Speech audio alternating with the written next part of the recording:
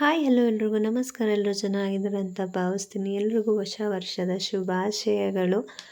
ನಾವು ಕೆಲಸ ಎಲ್ಲ ಮುಗಿಸಿ ಸ್ನಾನ ಎಲ್ಲ ಮುಗಿಸಿ ದೇವರಿಗೆ ಪೂಜೆ ಎಲ್ಲ ಮುಗೀತು. ಇನ್ನು ಇವತ್ತು ಎಲ್ಲಾದರೂ ಹೊರಗಡೆ ಹೋಗೋಣ ಅಂತ ಅಂದ್ಕೊಂಡ್ವಿ. ಚುಂಚನಕಟ್ಟೆಗೆ ಹೋಗೋಣ ಅಂದ್ಕೊಂಡು ಬಂದ್ವಿ. ತುಂಬ ದಿನ ಆಗಿತ್ತು. ಬರೋತ್ತವ್ರಿಲ್ಲ, ನನ್ನ ಕೆಲಸ ಇದೆ ನೀನು ಹೋಗು ಅಂದರು. ಹಂಗಾಗಿ ನಾನು ಮತ್ತು ನಮ್ಮ ಫ್ಯಾಮಿಲಿಯವರು ಬಂದ್ವಿ.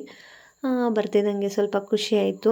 ಇನ್ನೇನು ಜಾತ್ರೆ ಶುರುವಾಗಿದೆ, ದನಗಳೆಲ್ಲ ಜಾತ್ರೆಗೆ ಹೋಗೋಕ್ಕೆ ಎಲ್ಲ ಗಾಡಿ ಕಟ್ಕೊಂಡು ಹೋಗ್ತಾಯಿದ್ರು. ಹಾಗೆ ನೋಡ್ಕೊಂಡು ಬಂದ್ವಿ. ಜಾತ್ರೆ ಅಂತೂ ಅಂಗಡಿಗಳು ತುಂಬ ಚೆನ್ನಾಗಿ ಕಟ್ಟಿದೆ. ಪುರಿ ಖಾರ ಮತ್ತು ಆಟ ಸಾಮಾನುಗಳದ್ದು, ಸ್ವೀಟ್ ಅಂಗಡಿ ಪ್ರತಿಯೊಂದು ತುಂಬ ಚೆನ್ನಾಗಿ ಕಟ್ಟಿದ್ರು. ತುಂಬ ಖುಷಿ ಆಯಿತು.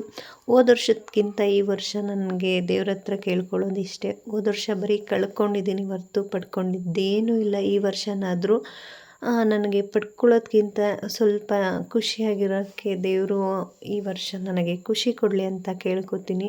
ಹೋದ ವರ್ಷ ನಮ್ಮ ಅಜ್ಜಿ ಆಗಿರ್ಬೋದು, ನಮ್ಮ ಮಾವನವ್ರಾಗಿರ್ಬೋದು, ಇಬ್ಬರೂ ನಾವು ಕಳ್ಕೊಂಡ್ವಿ. ತುಂಬ ನೋವು ಅನ್ನಿಸ್ತು. ಅವರಿಬ್ಬರು ಈ ವರ್ಷ ಇಲ್ಲ ಅನ್ನೋದೊಂದು ಬೇಜಾರು.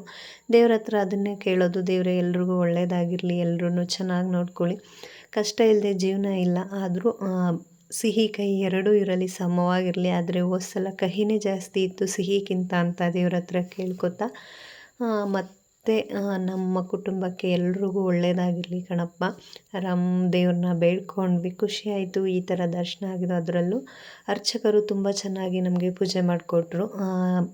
ಯಾವುದು ಥರ ಅಂದರೆ ತುಂಬ ಚೆನ್ನಾಗಿ, ತುಂಬ ಗಾಬರಿಯಿಂದ ಏನೂ ಕಳಿಸ್ಲಿಲ್ಲ, ನೀಟಾಗಿ ಪೂಜೆನ ಮಾಡಿಕೊಟ್ರು. ಅರ್ಚನೆಯೂ ಕೂಡ ಮಾಡಿಸಿದ್ವಿ. ತುಂಬ ಖುಷಿ ಆಯಿತು. ಅಲ್ಲಿಂದ ಈಚೆ ಬಂದ್ವಿ. ಹಂಗೆ ಒಂದು 5 ನಿಮಿಷ ಕೂತು ಪಾಪು ನಾನು ಇಬ್ಬರು, ನನ್ನ ಮಗಳು ಕರ್ಕೊಂಬಂದಿರಲಿಲ್ಲ, ಹಂಗೆ ಬರ್ತಾ ಇಲ್ಲಿ ಆಂಜನೇಯ ಸ್ವಾಮಿಗೆ ಬಂದ್ವಿ.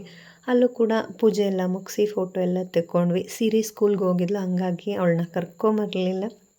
ಅಲ್ಲಿಂದ ಹೊಳೆ ಕಡೆ ಬಂದ್ವಿ. ಹೊಳೆ ಎಲ್ಲ ನೋಡ್ಕೊಂಡ್ವಿ. ಖುಷಿ ಆಯಿತು ಮನಸ್ಸಿಗೆ. ಇನ್ನು ಎತ್ತು ಕಟ್ಟಿರ್ತಾರಲ್ಲ ಅಲ್ಲಿಗೆ ಹೋಗೋಣ ಅಂದ್ಕೊಂಡು ಬಂದ್ವಿ. ಅಲ್ಲೂ ಎಲ್ಲ ನೋಡ್ಕೊಂಡ್ವಿ. ಇದಾಗಿತ್ತು ವಿಡಿಯೋ. ಮತ್ತೊಂದು ವಿಡಿಯೋ ಸಿಗ್ತೀನಿ. ಎಲ್ರಿಗೂ ಧನ್ಯವಾದಗಳು.